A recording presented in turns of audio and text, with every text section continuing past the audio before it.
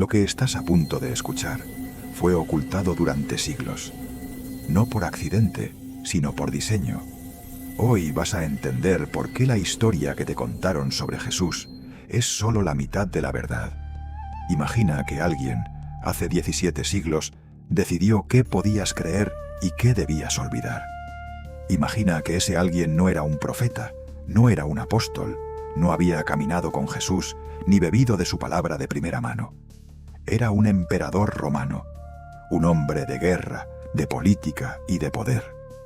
Y en el año 325 de nuestra era, ese hombre convocó a una asamblea que terminaría por dar forma a la Biblia que hoy conoce el mundo. Pero hay algo que ese concilio no pudo controlar. Algo que quedó vivo en el corazón de África, preservado durante siglos en una lengua antigua que pocos en el mundo pueden leer, dentro de una iglesia que existe desde antes de que Roma fuera cristiana. Existe una Biblia que contiene 81 libros, 15 más que la que usas tú. Y en esos libros hay ángeles caídos, calendarios sagrados, visiones cósmicas y enseñanzas de Jesús que nunca escucharás en ninguna iglesia del mundo occidental. ¿Por qué no las conoces? ¿Qué fue lo que realmente se decidió ocultar? ¿Y por qué? Eso es exactamente lo que vamos a explorar hoy. Hay un lugar en el mundo donde el tiempo parece haberse detenido. Un altiplano en el Cuerno de África, rodeado de montañas de color ocre y cielos que parecen más cerca del cosmos que de la Tierra. Allí, en el antiguo reino de Aksum, hoy conocido como Etiopía, existe la iglesia cristiana más antigua del mundo que ha sobrevivido ininterrumpidamente hasta el presente. No es una iglesia fundada por misioneros europeos del siglo XV. No es el producto de ninguna colonización religiosa. Es una iglesia que nació del encuentro entre Oriente y el corazón de África, en un tiempo en que Roma aún perseguía a los cristianos. Y esa iglesia posee una Biblia que con sus 81 libros es el canon bíblico más extenso y diverso de toda la cristiandad tradicional. Para entender por qué esto importa, hay que regresar a los orígenes. La tradición etíope cuenta que el primer semillero cristiano en esa tierra fue plantado por Felipe el Diácono, uno de los primeros discípulos del movimiento de Jesús, quien bautizó a un alto funcionario de la corte de la reina de Cándace, cuando éste regresaba de una peregrinación a Jerusalén. Esa historia está narrada en el libro de los Hechos de los Apóstoles, en el capítulo 8, lo que significa que el contacto de Etiopía con el mensaje de Jesús podría remontarse a los mismos días de los apóstoles. Pero la historia documentada, la que los registros históricos pueden confirmar, empieza en el siglo IV. Dos jóvenes sirios llamados Frumencio y Edesio iban a bordo de un barco comercial cuando fueron capturados y llevados ante el rey del reino de Aksum. Con el tiempo, Frumencio logró ganarse la confianza del monarca, comenzó a difundir el mensaje cristiano y finalmente viajó a Alejandría para reunirse con Atanasio, uno de los obispos más influyentes del mundo cristiano primitivo. Atanasio, en lugar de enviar a otro, consagró al propio Frumencio como primer obispo de Aksum. Este regresó a Etiopía y terminó por convertir al rey Ezana, el gran monarca del reino. Así nació la iglesia ortodoxa etíope Tewahedo, que en su lengua sagrada, el Ge'ez, significa literalmente unificado, llegar a ser uno. Lo que la mayoría de la gente no sabe es que en el siglo V, cuando los grandes concilios de la Iglesia comenzaron a dividir el mundo cristiano en facciones, Etiopía tomó un camino propio. Cuando el concilio de Calcedonia, en el año 451, declaró que Cristo tenía dos naturalezas, una divina y una humana, separadas pero unidas, Etiopía, junto con Egipto, Armenia y Siria, rechazó esa postura. Ellos sostenían que Cristo tenía una sola naturaleza, plenamente divina y plenamente humana a la vez, sin división posible. Ese desacuerdo teológico significó que la Iglesia etíope, quedó fuera de la órbita doctrinal de Roma y de Constantinopla. Y esa separación tuvo una consecuencia que nadie planeó. Etiopía preservó textos que el resto del mundo cristiano decidió abandonar. Cuando el Concilio de la Odisea, en el año 364, cerró formalmente las puertas del canon bíblico para las iglesias del Mediterráneo, el libro de Enoc quedó fuera. El libro de los jubileos quedó fuera. Decenas de escritos del período del Segundo Templo, textos que los primeros seguidores de Jesús consideraban sagrados y venerables, fueron declarados no canónicos, extraoficiales, apócrifos. Se los dejó morir de abandono. Pero en Etiopía, esos textos ya estaban en Ge'ez, ya eran parte de la liturgia, ya eran parte de la identidad espiritual de un pueblo que ni siquiera podía leer las disputas teológicas que se desarrollaban en latín y griego, lejos de sus montañas. Los monjes etíopes siguieron copiando esos manuscritos con la misma devoción con la que copiaban los evangelios. Los siguieron leyendo, los siguieron orando. Y así, cuando James Bruce, un explorador escocés, llegó a Etiopía en el año 1773 y regresó a Europa con 3 copias del libro de Enoc en Ge'ez, el mundo académico quedó atónito. Ese texto había desaparecido del horizonte cristiano occidental durante más de 1000 años. El monje bizantino Jorge Sincelo lo había citado por última vez en el siglo VIII. Después, silencio. Y de repente estaba ahí, vivo, intacto, preservado por un pueblo del que Occidente apenas sabía nada. La Biblia etíope no es un conjunto de textos marginales descubiertos en una cueva. Es el canon oficial de una iglesia que cuenta con decenas de millones de fieles. Es una tradición litúrgica continua que se celebra en Ge'ez, esa lengua semítica antigua que ya nadie habla en la vida cotidiana, pero que sigue sonando en los monasterios tallados en la roca de la Libela. Es, en palabras simples, la versión más completa que existe del conjunto de escritos sagrados del mundo hebreo y cristiano primitivo. El mundo no la conoce por una razón que en el fondo es muy sencilla. El mundo conoce lo que Roma decidió que conociera. Y Roma no estaba en África. Hay una pregunta que pocas personas se hacen, pero que una vez que aparece en la mente, no se puede ignorar. ¿Quién decide qué es sagrado? Porque si el canon bíblico que usamos hoy fue el resultado de un proceso histórico, si fue el producto de decisiones tomadas por seres humanos en momentos concretos de la historia, entonces esas decisiones pudieron haberse tomado de otra manera. Y si pudieron haberse tomado de otra manera, hay que preguntarse qué criterios usaron quienes las tomaron y qué quedó del otro lado de la puerta cuando la cerraron. La Biblia etíope no es simplemente una Biblia con más libros. Es una ventana hacia el universo espiritual del judaísmo del Segundo Templo, ese período fértil y convulso que va desde el regreso del exilio babilónico hasta la destrucción de Jerusalén en el año 70 de nuestra era. Es en ese período cuando surgen la mayoría de los textos que hoy llamamos apócrifos o pseudoepígrafos. Y es en ese período cuando se forma el suelo cultural y espiritual sobre el que Jesús de Nazaret camina, habla y enseña. Uno de esos textos es el libro de los jubileos, conocido también como el Pequeño Génesis. Es un texto fascinante porque reescribe la historia del Génesis desde una perspectiva completamente distinta.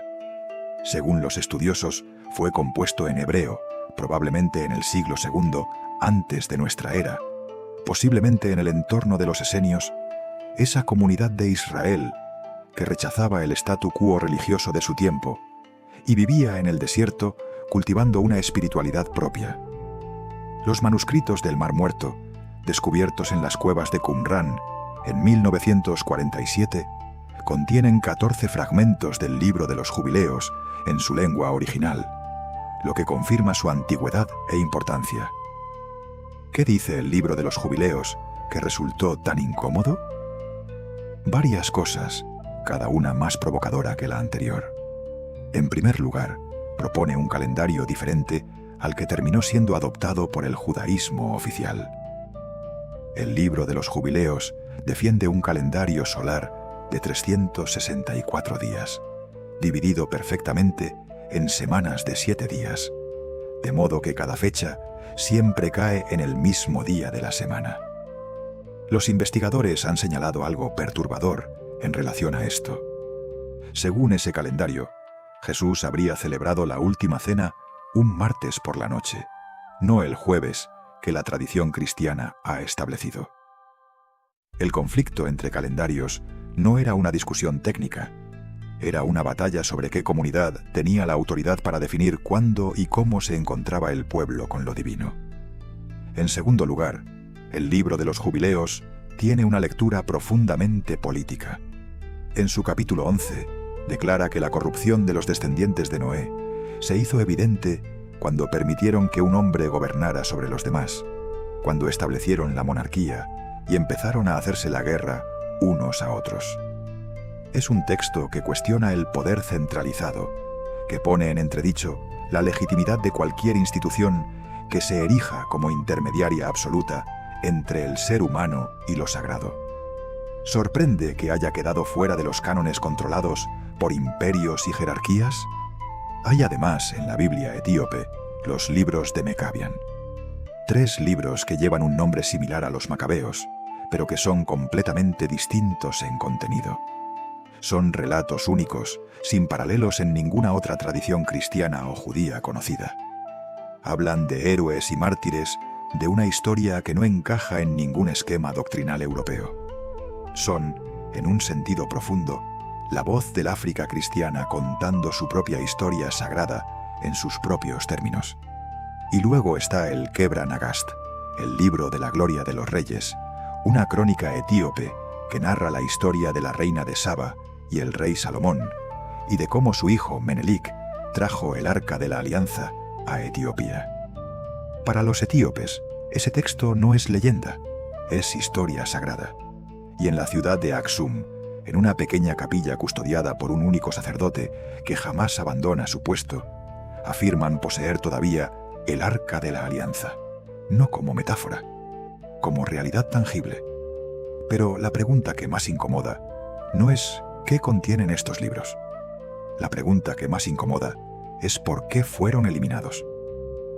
Los académicos honestos reconocen que el proceso de formación del canon bíblico no fue un acto de revelación divina, sino un proceso histórico largo, complejo y a menudo tenso. El canon del Nuevo Testamento que conocemos hoy no fue decidido en un único concilio. Fue el resultado de un consenso gradual que se fue consolidando en los siglos III, IV y V. Y ese consenso fue moldeado por el contexto político del Imperio Romano, por las luchas internas entre facciones teológicas y por la necesidad de una institución en crecimiento, de definir sus fronteras y expulsar lo que consideraba heterodoxo. Los textos que quedaron fuera del canon occidental no fueron eliminados porque fueran falsos o insignificantes. Muchos de ellos eran conocidos, leídos y venerados por las primeras comunidades cristianas. Hay un texto que durante siglos fue considerado perdido para la civilización occidental.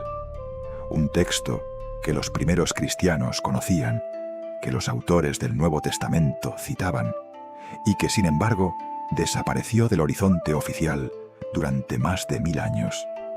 Un texto que solo sobrevivió porque un pueblo en las montañas de África lo siguió copiando, leyendo y orando, cuando todo el mundo mediterráneo lo había olvidado. Ese texto es el libro de Enoc. Enoc es una figura que aparece fugazmente en el Génesis. Se le menciona casi de pasada.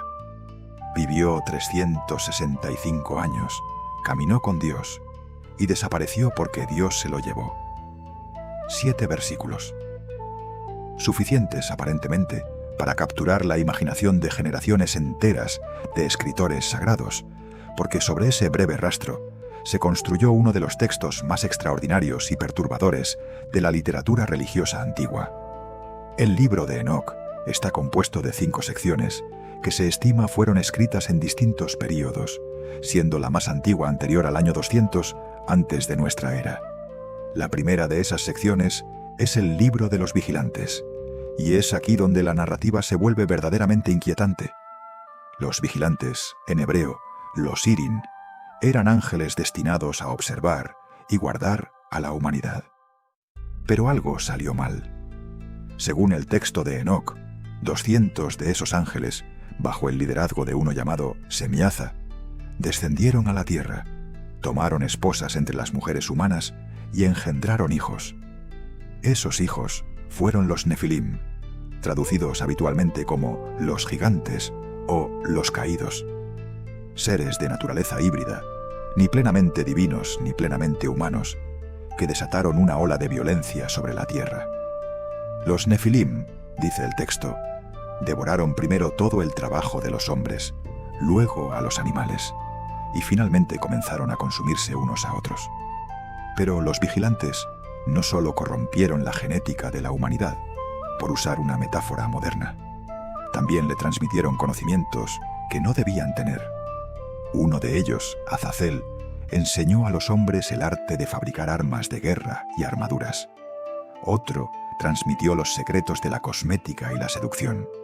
Otro reveló los conocimientos de la adivinación y la astrología.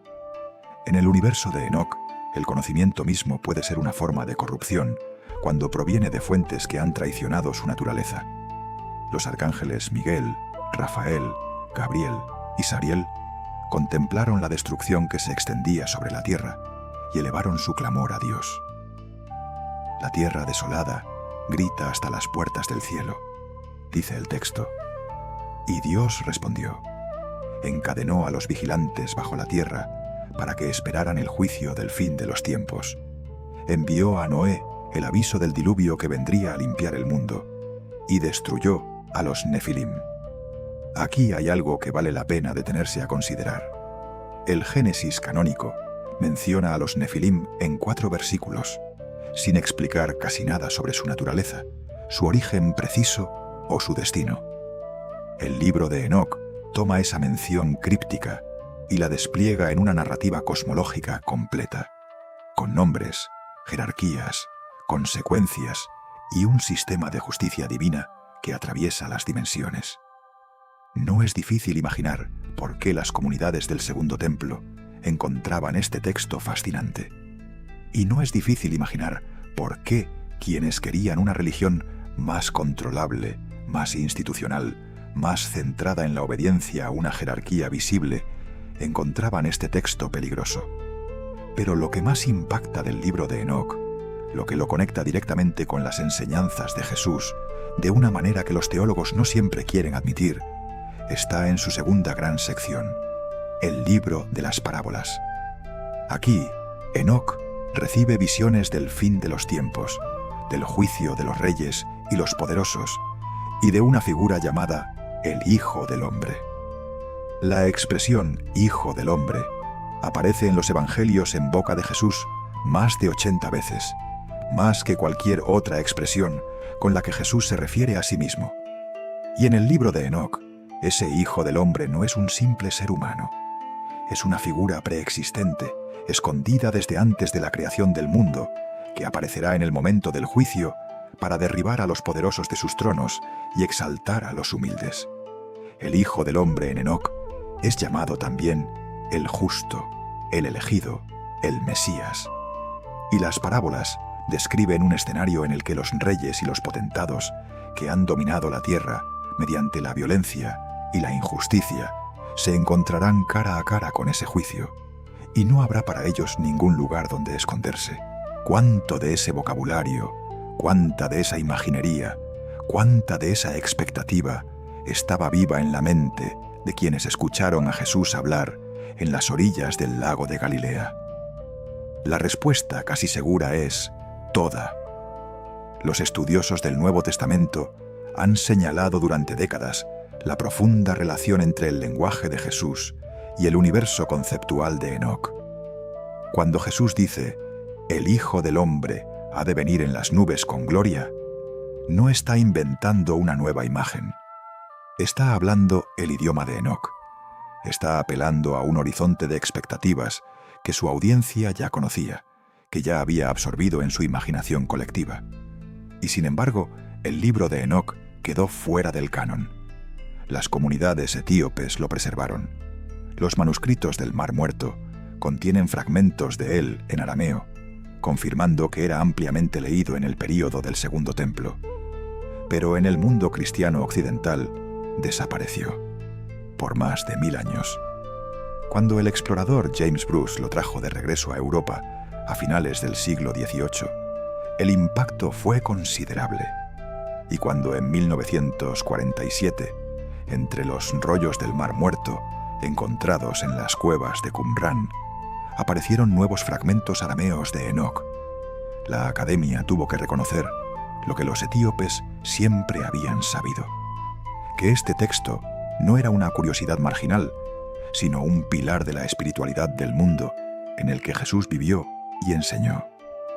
Hay algo más que el libro de Enoc dice, algo que quizás sea lo más perturbador de todo: que el conocimiento que los ángeles caídos transmitieron a los humanos no fue solo armamento, fue también el conocimiento de cómo dominar a otros, el conocimiento del poder como fin en sí mismo, el conocimiento de cómo construir estructuras que perpetúen la dependencia y el control. Si esa imagen es cierta, entonces la pregunta que surge naturalmente es esta: ¿cuáles de nuestras instituciones, cuáles de nuestras certezas heredadas, cuáles de nuestras cadenas más cómodas vienen de ese linaje? El año es 325 de nuestra era. La ciudad es Nicea, en la actual Turquía.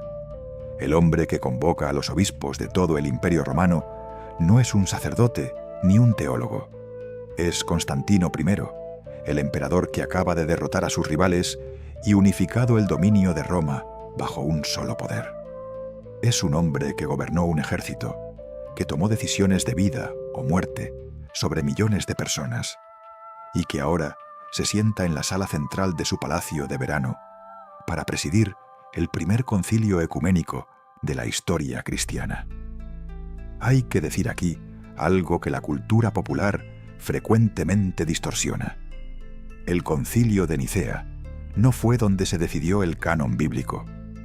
Esa es una simplificación incorrecta que popularizó, entre otros, la novela de Dan Brown. El canon del Nuevo Testamento no se cerró en Nicea. Fue un proceso gradual que se extendió durante décadas y fue modelado por múltiples concilios y por el consenso progresivo de las comunidades cristianas. Pero decir que Nicea no fue donde se cerró el canon no significa que Nicea no importa. Nicea importa enormemente, porque lo que se decidió en Nicea fue algo más fundamental que qué libros incluir en la Biblia. Se decidió la naturaleza misma de Jesús. Y esa decisión tuvo consecuencias que se extendieron a todo lo demás. La controversia central en Nicea era el arrianismo. Arrio, un presbítero de Alejandría, sostenía que el Hijo de Dios no era eterno ni igual en naturaleza al Padre, que había un momento antes del cual el Hijo no existía, que Cristo era la más excelsa de las criaturas, pero criatura al fin. El obispo Atanasio, el mismo que años antes había consagrado a Frumencio como obispo de Etiopía, lideraba la posición contraria, que el Hijo era de la misma sustancia que el Padre, coeterno y coodivino, sin jerarquía de naturaleza entre ellos. El concilio terminó pronunciándose contra Arrio.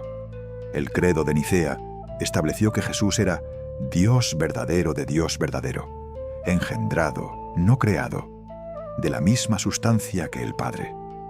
Arrio y sus dos únicos aliados, que se negaron a firmar, fueron desterrados.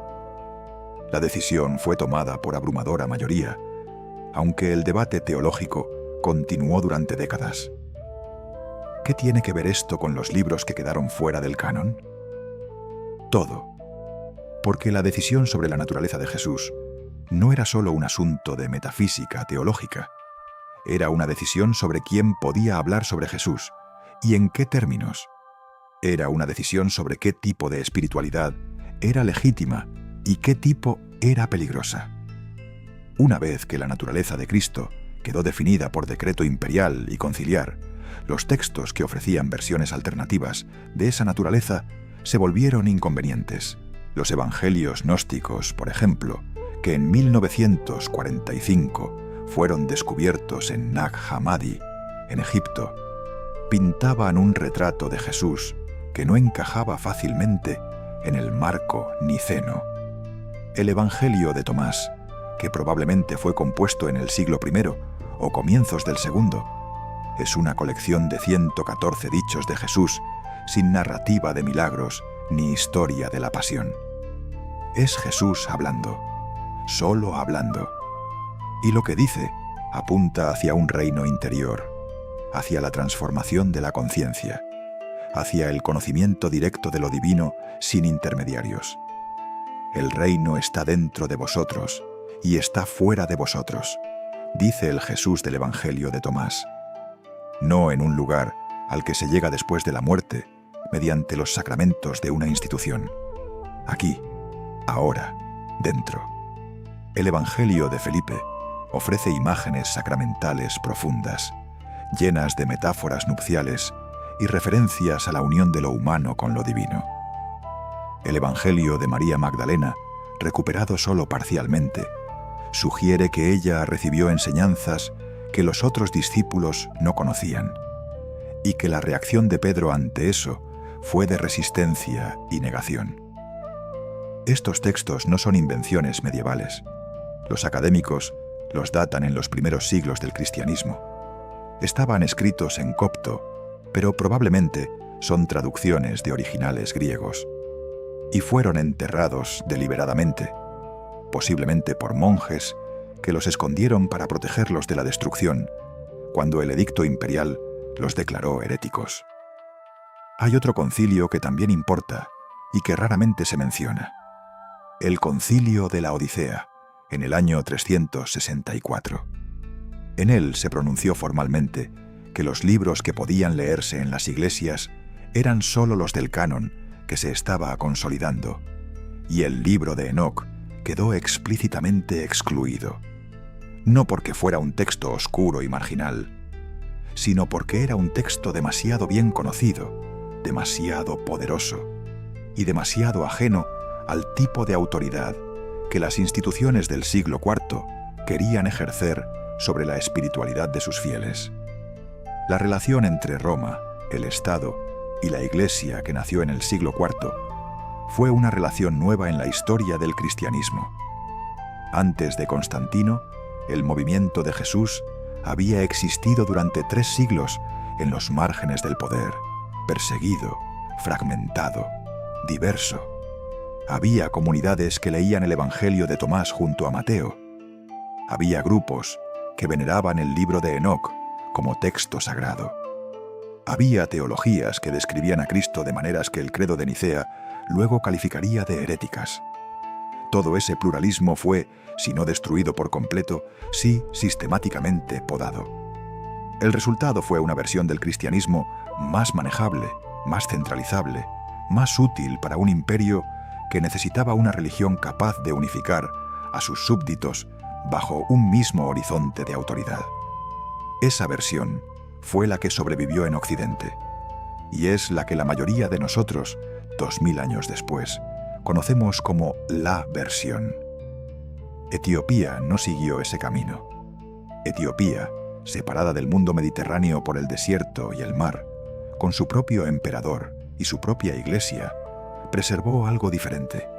No perfectamente, no sin sus propias deformaciones y sus propios ejercicios de poder, pero con una diversidad textual que el mundo occidental voluntariamente abandonó. El siglo XVII añadió un capítulo más a esta historia. El emperador etíope Susenyos se convirtió al catolicismo bajo la influencia de los jesuitas y declaró el catolicismo religión oficial de Abisinia. La respuesta del pueblo fue una insurrección. Su hijo Fasílides lo obligó a abdicar, restauró la ortodoxia etíope, expulsó a los jesuitas del país y en el año 1665 ordenó la quema de todos los libros que los misioneros habían dejado en las bibliotecas etíopes. El mismo gesto que Roma había dirigido contra los gnósticos, ahora lo replicaba Etiopía contra Roma. El poder, cuando tiene miedo, siempre termina en la misma respuesta. Si pudiéramos sentarnos con Jesús de Nazaret y hacerle una pregunta directa, ¿cuál sería? Quizás esta: ¿de qué estabas hablando realmente? Porque hay una brecha entre el Jesús que la mayoría de las personas conoce, el Jesús del catecismo, de los sermones del domingo, de las doctrinas que se fueron sedimentando durante 20 siglos, y el Jesús que existió en el primer siglo de nuestra era, en Galilea, en el mundo del Segundo Templo, en un universo conceptual donde el libro de Enoc era una referencia conocida y el debate sobre el calendario era un asunto de profunda seriedad espiritual. Los textos que hemos explorado no pretenden reemplazar a los evangelios canónicos, pero sí ofrecen ángulos de visión que amplían lo que podemos ver. Y cuando uno los lee con atención, emergen ciertos temas que el proceso de canonización institucional tendió a difuminar o a encuadrar de maneras que los hacen menos incómodos para el poder. El primero de esos temas es el del reino interior. El Evangelio de Tomás, ese texto descubierto en Nag Hammadi en 1945, contiene dichos de Jesús que en muchos casos tienen paralelos en los evangelios canónicos, pero en versiones más desnudas, sin el aparato narrativo que las rodea. Uno de los dichos más impactantes de ese texto dice: si aquellos que os guían os dicen, mirad, el reino está en el cielo, entonces los pájaros del cielo os precederán. Si os dicen que está en el mar, entonces los peces os precederán. Pero el reino está dentro de vosotros y fuera de vosotros. Cuando os conozcáis a vosotros mismos, entonces seréis conocidos y comprenderéis que sois hijos del Padre viviente. Este Jesús no está describiendo una recompensa futura, administrada por una institución. Está apuntando hacia algo que ya está presente, que solo requiere ser reconocido: el conocimiento de uno mismo como la llave del conocimiento de lo divino, la soberanía interior como el verdadero territorio espiritual. El segundo tema que emerge de estos textos es la crítica radical al poder y a la riqueza.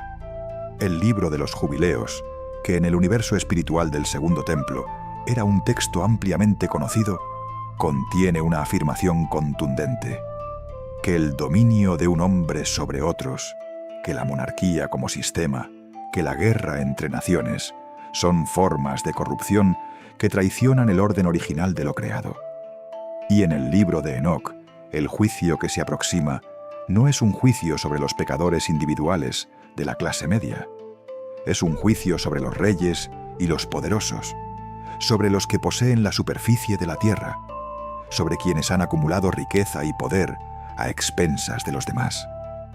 Este lenguaje no es ajeno a los evangelios canónicos. Bienaventurados los pobres, porque de ellos es el reino de Dios.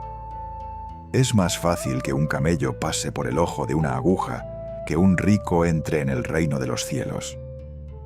Pero en el marco del canon oficial, esas palabras han sido frecuentemente domesticadas, espiritualizadas, desconectadas de su dimensión política y social más urgente. Los textos etíopes y los textos del período del Segundo Templo ofrecen el contexto en el que esas palabras fueron pronunciadas. Y en ese contexto suenan mucho más radicales. El tercer tema es el de la naturaleza del conocimiento sagrado. En el Evangelio de Tomás, el acceso a lo divino no depende de la obediencia a una institución, ni del cumplimiento de ritos administrados por una jerarquía. Depende del conocimiento, de la gnosis, de la comprensión directa. Quien encuentre la interpretación de estas palabras no gustará la muerte, dice el prólogo de ese Evangelio. Es una apuesta por la transformación interior como el verdadero criterio de lo espiritual. El libro de los Jubileos, por su parte, recuerda que Enoc fue el primero en recibir de los ángeles el arte de la escritura y que escribió todos los secretos de la astronomía, de la cronología y de las épocas del mundo. El conocimiento del tiempo, el conocimiento de los ciclos cósmicos, es sagrado en este universo. No porque sea esotérico en el sentido de estar reservado a una élite iniciática, sino porque conecta al ser humano con el ritmo más profundo de la creación. Hay un hilo conductor en todo esto que vale la pena nombrar con claridad. El Jesús que emerge de estos textos, el Jesús que habita el universo espiritual del que proceden estos libros, es un Jesús que enseña que la autoridad verdadera no viene de afuera, sino de adentro, que el conocimiento es liberador y no peligroso, que los más grandes obstáculos para lo sagrado son precisamente las instituciones que dicen custodiar lo sagrado cuando en realidad lo secuestran. ¿Es ese el Jesús que Roma necesitaba para gobernar un imperio? Evidentemente no. El imperio necesitaba un Jesús cuya autoridad se canalizara a través de una jerarquía visible, cuya gracia se administrara mediante sacramentos controlados por sacerdotes, cuya promesa de salvación requiriera la mediación de una institución. Un Jesús que dijera «el reino está dentro de ti» era demasiado autónomo, demasiado irreductible a cualquier estructura de control. No se trata de inventar una conspiración. Los procesos históricos rara vez son conspiraciones conscientes y deliberadas. Se trata de reconocer que las instituciones, cuando crecen y acumulan poder, desarrollan una preferencia natural por las versiones de la verdad que las justifican, y que en ese proceso algo se pierde, algo que Etiopía, con su canon de 81 libros, y sus monjes que copian manuscritos en Ge'ez, dentro de iglesias talladas en la roca, ha guardado durante siglos. El Evangelio de Tomás termina con una frase atribuida a Simón Pedro, que le dice a Jesús: «Deja que María se aleje de nosotros, porque las mujeres no son dignas de la vida».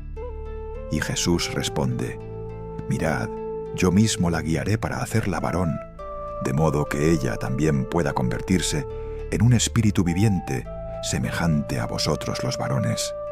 Porque cualquier mujer que se haga varón entrará en el reino de los cielos». Los académicos debaten el significado de ese pasaje. Algunos lo leen como una afirmación de que la distinción de género es irrelevante ante lo espiritual. Otros lo leen de otras maneras, pero lo que nadie puede negar es que sugiere un contexto donde el liderazgo de las mujeres en la espiritualidad era una cuestión abierta, debatida, no resuelta de la manera en que la institución posterior la resolvería. El Evangelio de María, fragmentario pero elocuente, muestra a María Magdalena describiendo visiones y enseñanzas que recibió de Jesús y que los otros discípulos no habían escuchado. La reacción de Pedro es de rechazo.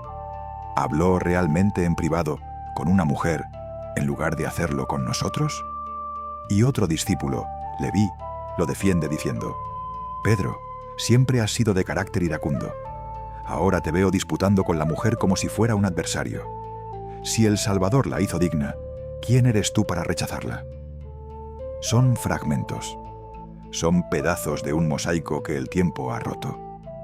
Pero los pedazos que sobreviven sugieren que la historia del origen del cristianismo es mucho más rica, mucho más contradictoria y mucho más humana de lo que cualquier doctrina oficial puede contener. Hay un momento en el que la información deja de ser solo información. Hay un momento en el que lo que has aprendido deja de vivir en el territorio de la curiosidad intelectual y comienza a habitar algo más profundo, a hacerte preguntas que no puedes dejar de hacerte, a mirar las estructuras de tu mundo con ojos un poco diferentes a como las mirabas antes. Si has llegado hasta aquí, si has escuchado todo lo que hemos explorado en este video, es posible que estés en ese momento. Y si es así, lo primero que quiero decirte es esto: no estás obligado a adoptar ninguna conclusión particular. No estás obligado a abandonar nada en lo que crees, ni a abrazar nada nuevo de manera apresurada. La honestidad intelectual no exige que cambies de posición. Solo exige que dejes de mirar con los ojos cerrados. ¿Qué significa entonces que exista una Biblia de 81 libros que el mundo occidental desconoce? Significa, en primer lugar, que la versión de la historia espiritual de la humanidad que nos han contado no es la única versión posible. que el proceso por el cual ese relato fue construido fue un proceso histórico, con actores humanos, con intereses políticos y teológicos en juego, con decisiones que podían haberse tomado de otra manera. Eso no significa que todo lo que produjo ese proceso sea falso o sin valor. Significa que es incompleto y que reconocer la incompletitud es el primer paso hacia una comprensión más honesta. Significa, en segundo lugar, que el pueblo etíope guardó algo que el mundo necesita ahora mismo. No como un dogma nuevo que vaya a sustituir a los dogmas viejos, sino como evidencia viviente de que la espiritualidad humana es más amplia, más diversa y más rica que cualquier institución puede contener. La Iglesia Ortodoxa etíope no es perfecta. Ninguna institución humana lo es, pero ha mantenido vivos durante 17 siglos textos y tradiciones que el mundo occidental descartó como inconvenientes. Y eso merece respeto profundo. Significa, en tercer lugar, que el libro de Enoc, el libro de los jubileos, los textos de Nag Hammadi, los evangelios que quedaron del otro lado del canon, no son materiales subversivos diseñados para destruir la fe de nadie. Son documentos históricos, parte del universo espiritual en el que surgió el movimiento de Jesús, y ofrecen perspectivas que complementan y enriquecen lo que ya sabemos. Leerlos con atención crítica no es un acto de apostasía, es un acto de inteligencia. Pero hay algo más profundo que todo esto, y es lo que quiero dejarte como última reflexión. El libro de Enoc describe un momento en el que los vigilantes descendieron y transmitieron conocimientos que cambiaron el curso de la humanidad. Ese mito, como todos los grandes mitos, no habla solo de ángeles y gigantes prehistóricos. Habla de algo que reconocemos en nuestra propia experiencia, que hay formas de conocimiento que liberan y formas de conocimiento que encadenan, que hay tradiciones que nos ayudan a reconocer nuestra propia profundidad y tradiciones que nos dicen que nuestra profundidad no existe, que debemos confiar solo en la autoridad exterior, que debemos depender de mediadores para acercarnos a lo que somos. El Jesús del Evangelio de Tomás dice: «Conoceos a vosotros mismos». Ese mandato no viene de ningún texto canónico, pero resuena con algo que sí está en el canon, con ese momento en que Jesús dice: «El reino de Dios está dentro de vosotros», con ese momento en que dice: «La verdad os hará libres», con ese momento en que llama a sus discípulos no siervos, sino amigos, porque un amigo conoce y comprende, mientras que un siervo solo obedece. Lo que Roma tendió a construir fue una religión de siervos. Lo que los textos que sobrevivieron en Etiopía sugieren es que el mensaje original apuntaba hacia algo diferente, hacia una relación directa con lo sagrado, mediada no por una jerarquía, sino por el conocimiento de uno mismo, por la práctica de la justicia, por la comprensión de los ciclos cósmicos y de la propia naturaleza. Eso no es una religión cómoda, es una invitación exigente, porque reconocer que el reino está dentro de ti implica también reconocer que la responsabilidad de lo que haces con eso es tuya. No puedes delegarla en un sacerdote, en un papa, en una institución. La soberanía interior es también la responsabilidad interior. La Iglesia etíope lleva 17 siglos guardando esta llama. No perfectamente, como hemos dicho, pero con una continuidad notable, con monjes que siguen copiando manuscritos en Ge'ez, con sacerdotes que siguen cantando en una lengua que nadie habla en la calle, con una comunidad que sigue cargando el libro de Enoc como parte de su herencia sagrada, junto a Mateo y Lucas y Pablo. ¿Qué harías tú con esa herencia si la conocieras mejor? Quizás esa es la pregunta que más importa. No qué ocultó Roma, sino qué harías tú con lo que guardó Etiopía. Porque los textos son textos. Lo que importa es lo que despiertan en quien los lee, la pregunta que generan, el movimiento interior que inician. El siglo XXI nos ha dado acceso a todo. Nunca en la historia de la humanidad ha sido tan fácil leer el libro de Enoc, explorar los textos de Nag Hammadi, estudiar la historia de los concilios, comparar canales y versiones de la Biblia de distintas tradiciones. El problema ya no es el acceso, el problema es la disposición. La disposición a sentarse con una pregunta incómoda y no despedirla rápidamente con una respuesta cómoda. Etiopía lleva siglos siendo la respuesta incómoda, el recordatorio de que el mundo espiritual es más grande que cualquier mapa que hayamos trazado de él. El testimonio de que siempre hubo otra manera de leer la historia, otra manera de escuchar la voz de lo sagrado, otra Biblia. La siguiente vez que escuches hablar de la Biblia, recuerda que hay una versión que contiene 15 libros más, que hay un pueblo que los ha guardado con amor durante 17 siglos, y que en esos libros hay cosas que alguien en algún momento de la historia prefirió que no leyeras. La pregunta es, ¿te importa saber qué dicen? Si este video te hizo pensar, si encendió algo en ti, si te dejó con preguntas que aún no tienes respuestas pero que no quieres dejar de hacerte, entonces hay algo que te pido. Primero, suscríbete. Este canal existe para explorar exactamente este tipo de territorios, las historias que no se cuentan en los libros de texto, las preguntas que las instituciones prefieren que no hagas, los bordes del mapa donde lo conocido termina y lo posible comienza. Segundo, comparte este video, no para convencer a nadie de nada, sino porque a veces una pregunta bien formulada cambia más que 1000 respuestas seguras. Y hay personas en tu vida para las que esta pregunta podría llegar en el momento justo. Tercero, no te detengas aquí. El próximo video que te tenemos preparado va más profundo todavía. Vamos a explorar los rollos del Mar Muerto, los esenios y lo que los manuscritos de Qumrán revelan sobre el mundo en el que Jesús creció y aprendió a pensar. Es un video que conecta directamente con todo lo que exploramos hoy y que abre una dimensión más de esta historia que pocas personas conocen. El mundo espiritual es más grande de lo que te contaron. Etiopía lo sabe desde hace 17 siglos. Ahora tú también lo sabes. Nos vemos en el próximo video.